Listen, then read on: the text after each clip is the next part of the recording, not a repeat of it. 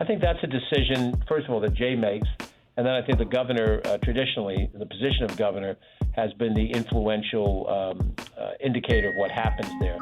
Whatever does come out of Jay's decision to stay or to go, I really do think that the state party now has to look in the aftermath of this and develop a strategy to party build all across the board. Hi there, it's WAMC News Director Ian Pickus. And on this episode of the WAMC News Podcast, our latest conversation with Westchester County Executive George Latimer. The powerful Democrat weighs in on the midterms, his future, and much more. It is a time of transition in New York's lower Hudson Valley. Although New York Governor Kathy Hochul won a full term on Election Day, Democrats elsewhere suffered defeats that may have cost them control of the House of Representatives. Democrat Sean Patrick Maloney fell to Republican State Assemblyman Mike Lawler in the new 17th District, and Republicans also made gains in the state Senate. Joining me now is Westchester County Executive George Latimer, a Democrat who has served in both houses of the state legislature. Thanks for being here. Ian, my pleasure. What was your top-line reaction to the midterm elections? Well, I think it went better for Democrats than we would have thought, because this is the midterm of a Democrat in the White House. Usually the Republicans, or the out party in this case, usually does very well. And that tends to be the national framework under which a gubernatorial race is run. And in this particular case, we had Kathy Hochul, who had served as governor now for the last year plus, but hadn't been on the ballot. So we were in a situation where we really didn't know what to expect, and we perhaps thought that the headwinds would be uniquely strong. So I think it turned out better than we could have expected. However, we did have negative elements to it, and you mentioned the loss of Sean Patrick Maloney. Some other congressional House seats were really a loss, and we lost some individual Assembly and State Senate seats as well. So it in no way was a happy day, but it wasn't the disaster that it could have been. Why do you think those dynamics played out the way they did? In other words, locally, Democrats didn't do as well as they wanted to. Nationally, arguably, they did. Well, I would also say, as a Westchester County executive, and I've run for office here in Westchester many times, we did very well in Westchester. We had a stellar year. We carried all of our local positions. We reelected 7 assembly members, 3 state senators, yada, yada. So the mid-level of concerns, I think, begin with the redistricting plan. Clearly, the redistricting plan done by the map maker out of Pittsburgh, and the Republicans were very skilled. That's the special master, right? Right. The judge that they got, the Republicans put the case before, was able to throw it out. And, that created a great advantage for the Republicans. Keep in mind, this is about a 2-to-1 Democratic state, but the map maker felt it important to create 50-50 balanced districts. So in creating 50-50 districts, you really didn't follow the representation structure of the state. Those are the lines that we ran on, and I think it disadvantaged a number of people. Also, I think what's happening in Long Island, which is not happening in Westchester, it's not happening in Ulster County, but Long Island is really in a very difficult place for Democrats right now. And some of the issues that were on the minds of voters, rightly or wrongly, play to the Republican strength, things like crime and so forth. Did the Democrats not run a good state campaign, in your opinion? Well, look, we won all of the positions. I mean, we swept every position that was on the ballot: U.S. Senator, Attorney General, Controller, and Governor. And the governor won by 5 points. She didn't win by 5,000 votes. So it was a victory.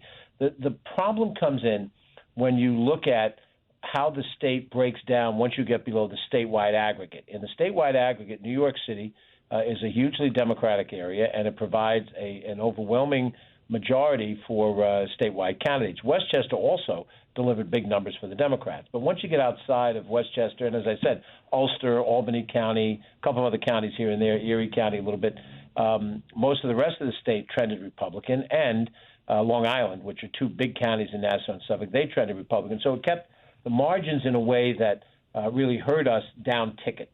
I think that, on the issue of crime, fear of crime is the issue, and fear of crime is palpable. People are afraid that they're seeing a rise in crime.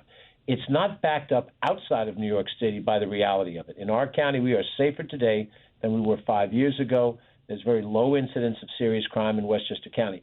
But every night on television, you're watching some horrific incident of crime, and it creates the impression that crime has completely run away. I mean, I was around in the mid-'70s taking subways late at night as a grad student in Manhattan, and that was the days of Charles Bronson Death Wish. There really was a crime and a fear of crime that matched up. That is not what we're facing today. But I think the Republicans were skillful in putting the issue in front of people in such a repeated, simple way that many voters responded to that as the primary issue. And I think that's what affected the margins that would have otherwise been more robust margins. Well, in your view, what explains the discrepancy in the outcome between the Long Island counties and York County, which are all exposed to the New York City media coverage? Well, there's some difference in the demographics. I mean, the people that move to Westchester generally will come out of the Manhattan or the Bronx, some sections of Brooklyn, and they tend to be more of the Democratic individuals, and demographically they fit into Democratic patterns. We have a larger African-American population in Westchester County than they do on the island.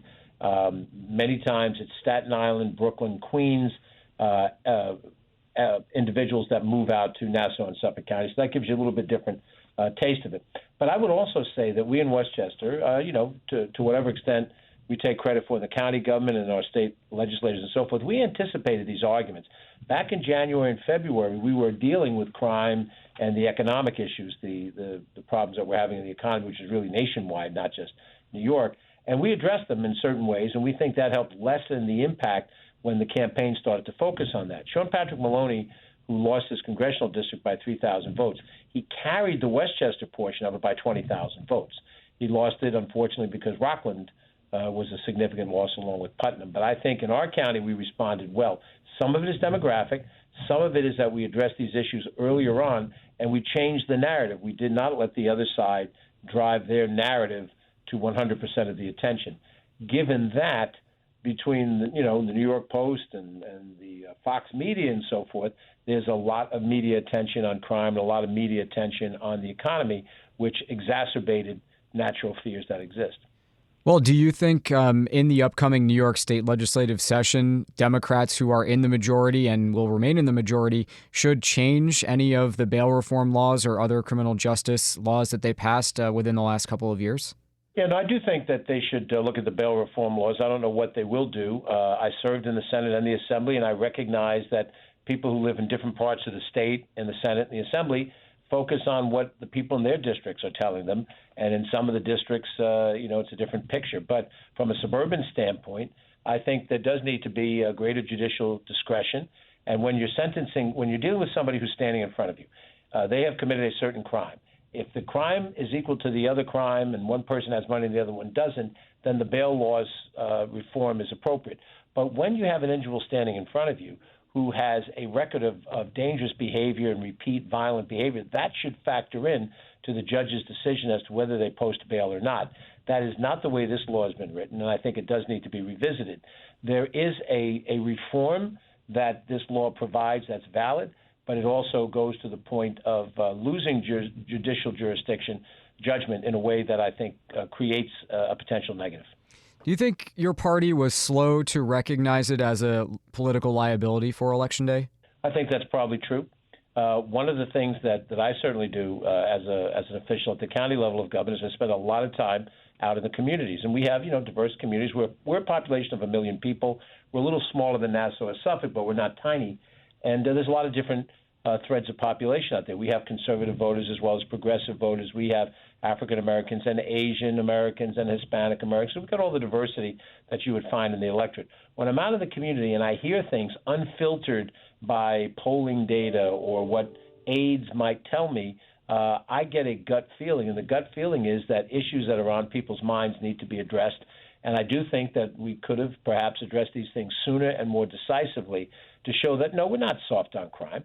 No, because one person said defund the police. That doesn't mean that all Democrats everywhere defund the police. And I've always been of the school of thought that when the other side pushes, you push back. You push back with force. You push back quickly. You push back in a strong affirmative voice. And you don't let somebody else take a narrative and weave it to a place that it doesn't belong. But, we learn from every campaign, we adjust, and we get ready for the next cycle. There was a time when you were supporting the Attorney General Letitia James for governor during the several weeks where she was running for governor before she changed her mind and ran for AG and won re-election there. What did you think of the race that Governor Hochul ran and ultimately won? Well, let's be clear that after Tish left the race, I was very comfortable endorsing the governor. I did so publicly, campaigned on her behalf, and went out to knock on doors and influence voters for her. And, of course, Tish ran for re-election as AG, and Chuck Schumer and Tom DiNapoli as well. So I think that the campaign in general was a well-structured campaign through the summertime. And when you are an incumbent, last year I ran for re-election in Westchester County. When you're an incumbent, through the end of a primary and through the summertime, the quote-unquote rose garden strategy where you're shown doing your job is important. I think all of that was well placed. I do think that those who were advising in the campaign needed to be more sensitive in September to the shift that you have to make once people start paying closer attention. And the minute you see that crime and the economy are being hammered away at, the Roe issue is a major issue. It galvanized Democratic voters. This defensive democracy issue, it galvanizes Democratic voters, but we have to be sure that we moved on beyond that. And I think that the advisors in the campaign were slow to pick that up. Nonetheless, the governor campaigned hard. President Biden came in, and in general, certainly in my county, what I saw was that she did very well. She carried Westchester by 65,000 votes, and that is more than she did in any other county outside of New York City. But I do think there's a lesson to be learned. And as we go forward, I don't know what the issue of the next cycle will be. It might be something completely different. But whatever it is, we have to listen and we have to adjust and adapt to whatever's happening out in the real world. Do you want to see Jay Jacobs stay on as the state Democratic Party chair? I think that's a decision, first of all, that Jay makes. And then I think the governor, traditionally, the position of governor has been the influential indicator of what happens there. Whatever does come out of Jay's decision to stay or to go, I really do think that the state party now has to look in the aftermath of this and develop a strategy to party build all across the board. There is a school of thought that says the responsibility of the state committee is to elect statewide officials. I would argue that the mission of the state party goes beyond that you have to worry about legislative races and you have to worry about helping county parties build all the way up and down the line. I was, at one point 20 years ago, the chair of the Westchester County Democratic Committee, and it was important for me to have support from the state party to do certain types of things. And so I do think that is part of what has to be focused on as we go forward as 2022 turns into 2023. The 23 cycle has local races. I don't know if we're going to have assembly races because we don't know what's going to happen now with the redistricting on that score. But we're going to have races for county, municipal officials, and I think the state party should be engaged in that and should come up with abilities to help make connections that will help us push a much harder effort, and also to help in candidate recruitment, things of that nature. To get back to Jay Jacobs for 1 second, though, I mean, do you think he did a good job in this current cycle we're talking about? Well, I think, when you talk with Jay is a very, professional individual. He is a very successful man. He prioritized fundraising, which went very well for the statewide ticket this year. And he did prioritize making sure that the governor had the best opportunity to get reelected. I think it's broadening the vision of the party, and it's more than just who is your party leader, but who are the other key people at the top of the pyramid in the party, and do you assign people a greater, robust role in sort of the marketing and positioning of issues, not just as they affect the governor or even just as they affect statewide officials, but as they affect the Democratic Party brand. The analogy here in Westchester, I meet as a county executive, I meet with the local county Democratic leader, Suzanne Berger, once a month for breakfast. I speak once a week with the chair of the Westchester County Board of Legislators, the head of the legislature body. And as much as we can, we coordinate our activities. We work with the local parties, the local elected officials. More of that needs to happen. I think it can happen, but I think that's a necessity. And so if the vision of the state party has been elect statewide officials, make sure you hold on to the governorship, that's fine. You need to broaden that effort into the areas that I've described. If what you want is a more seamless Democratic presence and a more seamless Democratic messaging so that people understand this is what we stand for. These are the policies we advance. These are the candidates who run under that banner, and support those ideas and issues. And I think that puts us in a more competitive place as we go to the future. A couple more things. Well, now that Governor Hochul has won a full term, what do you think her priorities should be? What are you expecting her to do with 2023 and beyond? Well, I know from my own responsibilities here as County Executive of Westchester County, the single most important document that tells you what I stand for is the county budget. We've just submitted our budget to the Westchester County Board of Legislators. They're discussing it now.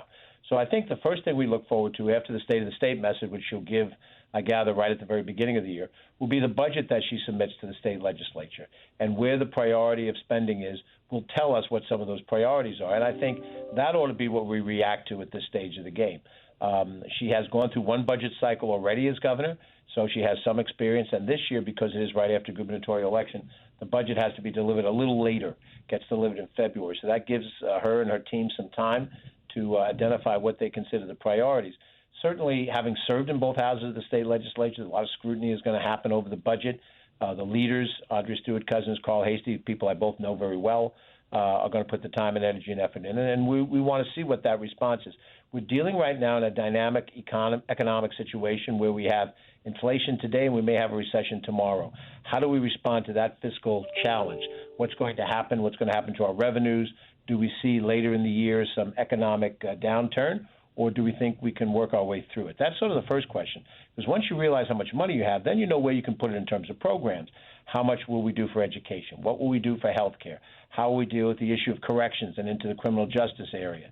All of those things will follow the fiscal policies that are embedded in the budget. So I think we hear what the governor says under State of the State, and then we look at what she does in terms of budget priorities as really the real beginning of the discussion about where we go as a state for the next 4 years. How well do you know Mike Lawler, the new congressman-elect? I know Mike very well. I saw him out on the campaign trail. Full disclosure, Michael was a chief aide to Rob Astorino, managed Rob's campaign when he ran against me. So I know how skilled he is as a politician and as a candidate. And we have a working relationship. Do you want to say anything more there? No, I think he's a very bright guy. And, we disagree on philosophy, political philosophy, pretty clearly. He's going to Washington as part of what may be, I guess I don't know if it's assured yet, but it looks this way, a Republican House. And we'll see how they work out their priorities. I would look forward to working with him cooperatively on issues that affect the county government, the help from the federal government we need. I suspect on that score we will find common ground and we'll be able to work together. But what happens, for the House of Representatives going forward is anybody's guess. Are we going to drop all review of what happened on January 6th, and are we going to start focusing now on Hunter Biden and, things of that nature? The climate in Washington now is pointing toward the next presidential race. President Trump is back in the hunt again, and what happens in the Republican Party, which is, not my party, but that's going to be very interesting to see. And then, of course, what President Biden does. So a lot of what happens when you deal with your Congress members are going to be in light of what's happening in Washington now with the big issues relating to how the presidency is going to be competed for over the next year. And keep in mind, we have early primaries now in the state, and the political process starts very early. We're going to be in the 23 cycle, right after, we bring in the new year. So there's really going to be no rest for the weary amongst us. To that end, are you a Democrat who wants to see President Biden run for re-election? Look, I think it's his decision to make at this stage of the game. Most first-term presidents run for the second term. And if he makes that announcement, then he's the person to beat. I'm not sure I know who in the Democratic Party would want to compete against him at this stage of the game. But, he's halfway through the first term, and there's still a lot of ground to cover. So as he tries to cover that ground, I think he's done a lot of good legislative things to try to pull us out of the economic tailspin that we got into because of COVID, which I think we're still suffering from. And there's a worldwide reality out there, given the war in Ukraine and the economic problems that stem from that, the boycotts against Russia, the sanctions, and what that means to the world economy. And we're suffering from some of that. How he responds to that will really be the first blast. But, I've learned in this business, Ian, over the years, not to get ahead of myself. There will be a time when candidates announce. I think, President Trump announced fairly early because he's trying to clear the field. I think he feels Ron DeSantis' presence and therefore we felt the need to get out there early. Under normal circumstances, candidates don't announce for the presidency until much later in the year beforehand. So I think I would normally expect to see announcements about the presidency summer of 23, fall of 23, and that's when things start to get serious about the electoral part of 24. Do you know Trump at all, given his ties to your county? No. Given all the different positions you've held over the years, as we're talking about all these other offices, is there one that you could see yourself running for after being county executive someday? Well, I have to admit, if you read my resume, my governmental resume, it doesn't include my corporate life. It looks like I can't hold down a job. I have held the opportunity in both houses of the state legislature. I was a county legislature. I chaired the county legislature, chaired the party, yada, yada, yada. So I've done just about everything that I can at my level. The congressional races here now, given, a person of my age in the late 60s, is not a wise move. You really want to go to Washington when you're young enough to gain seniority and have juice if you're going to go to the House of Representatives. So I really don't see what's coming up on the horizon for me. I'm perfectly comfortable serving out the 3 years of my second term. I put in the legislation, which was passed in the county, for a 2-term limit for county executives. That is the toughest term limit in the state, and I'm comfortable with that. I do think there should be turnover. I think there should be a term limit on the New York State governor to 2 terms as well. But the bottom line is that I'll find something to do. It might be in the private sector. It could be in the not-for-profit sector. Who knows? Maybe in the media. Ian, anything could happen. We do have an opening or two. Keep it in mind. Okay. Well, I've always loved being in Albany, and I do have a place up in the Adirondacks that we get away to. So it's nice to potentially have the opportunity to stop off in Albany every so often. Well, maybe we'll shorten Westchester County Executive George Latimer's commute. In any event, thank you for taking all of the time that you did to speak with us. I appreciate your insights. It's a pleasure. Thanks very much for your time. All right, that does it for this episode of the WAMC News Podcast. Thanks so much for listening. Until next time, I'm Ian Pickus.